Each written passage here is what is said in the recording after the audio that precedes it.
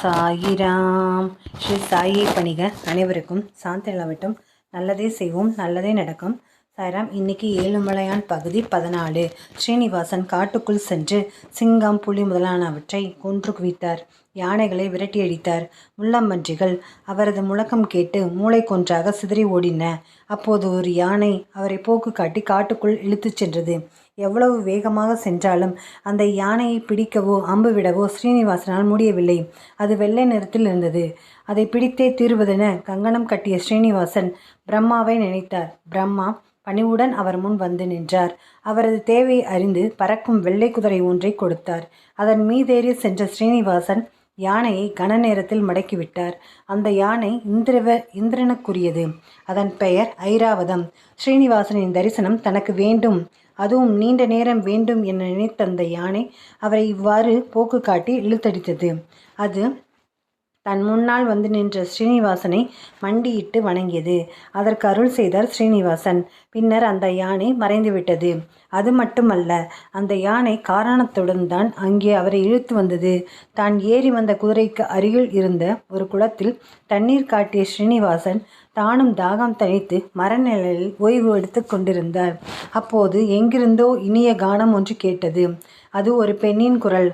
ஆஹா, குரலே இப்படி என்றால் அந்த பெண் அதிரூப லாவண்யத்துடன் இருப்பாளோ? அவளை பார்த்தாக வேண்டுமே என தனக்குள் சொல்லியபடியே குரல் வந்த திசை நோக்கி கவனித்தார் ஸ்ரீனிவாசன். அவள் பாடும்போது இன்னும் பல பெண்கள் சிரிப்பை சிதறவிட்டபடியே அவளுடன் பேசுவது தெரிந்தது. நேரமாக ஆக அவர்களின் குரல் அவர் தங்கியிருந்த அரச மரத்தை நெருங்கியது.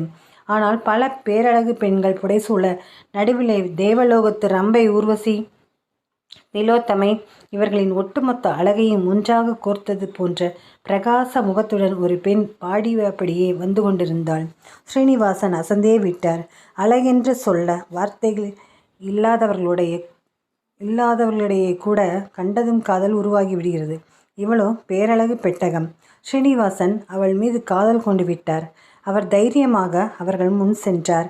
அவரை பத்மாவதியும் தோழிகளும் கவனித்து விட்டனர்.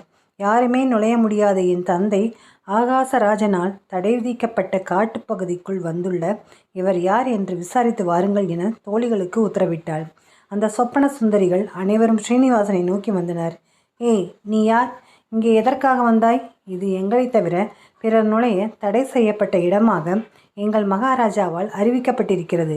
உம்மை பற்றி விசாரிக்க சொல்லி அதோ அங்கே நிற்கும் எங்கள் இளவரசியாரின் உத்தரவு. பதில் சொல்லும் என மிரட்டும் தொனியில் கேட்டனர். லோகநாயகனை மனிதர்கள் புரிந்து கொள்வதே இல்லை.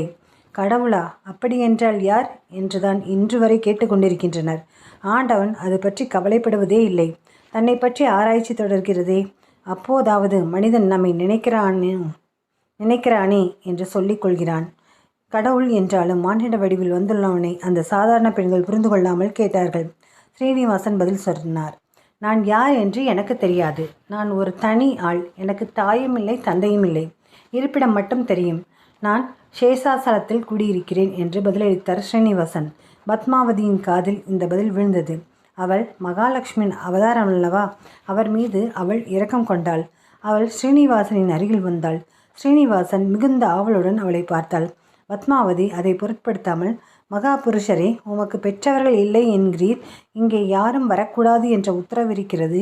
நீர் இங்கிருப்பது என் தந்தை ஆகாசராஜனுக்கும் தாய் தரணி தேவிக்கும் தெரிந்தால் உம்மை தண்டித்து விடுவார்கள். இங்கிருந்து போய்விடும் என எச்சரித்தாள். ஸ்ரீனிவாசன் அதை காது கொடுத்து கேட்கவே இல்லை. அந்த அழகு சிற்பத்தை அங்குலமங்குலமாக ரசித்த அவர், பெண்ணே, அதெல்லாம் இருக்கட்டும், நான் சொல்வதை கேள். உன் கானம் என்னை ஈர்த்தது. அப்போதே நான் உன்னை அதிரூப சுந்தரி என்ன நினைத்தேன். அதுவே நிஜமும் ஆயிற்று. உன் குரல் கேட்டவுடன் உன் மீது அன்பு பிறந்தது. உன் உருவம் கண்டதும் அது காதலாகிவிட்டது. உன்னை விட்டு செல்ல எனக்கு மனமே வரவில்லை. உன்னை இனி பிரியவும் மாட்டேன். உன்னை மனதார காதலிக்கிறேன். இனி வாழ்ந்தால் பத்மாவதியான உன்னோடுதான் என்றபடியே குறும்பு சிரிப்பு சிரித்தார் அந்த மாயவன். பத்மாவதிக்கு கடுமையான கோபம். பின்ன இருக்காதா? முன்பின் தெரியாதவன் எளிய தோற்றத்தில் இருக்கிறான். வேடவனைப் போல் வில்லம்புடன் வந்துள்ளான். ஒரு வேடன் தன்னை காதலிப்பதாவது? அவளது கண்களில் அனல் கொப்பளித்தது. அது வார்த்தைகளாக வெடித்தது. முரடனை, நான் இந்நாட்டின் இளவரசி என தெரிந்தும் இப்படி பேசினாயா? உடனே ஓடிவிடு. என் தந்தைக்கு இது தெரிந்தால் உன் உயிரை பறித்து விடுவார். பறவைகளையும் மிருகங்களையும் வேட்டையாடும் உனக்கு அவற்றின் புத்தி அப்படியே ஒட்டி கொண்டது போலும். வேடனும் ராஜகுமாரியும் எங்காவது ஒன்று சேர முடியுமா? புத்தி கெட்டவனே, ஓடிவிடு என கூச்சலிட்டாள். நாளைக்கு அவர் என்ன அதுக்கு சொல்கிறாருன்னு பார்ப்போமா? ஜெய சாய்ராம். சாயப்பாவின் திருவடிகளே சரணம்.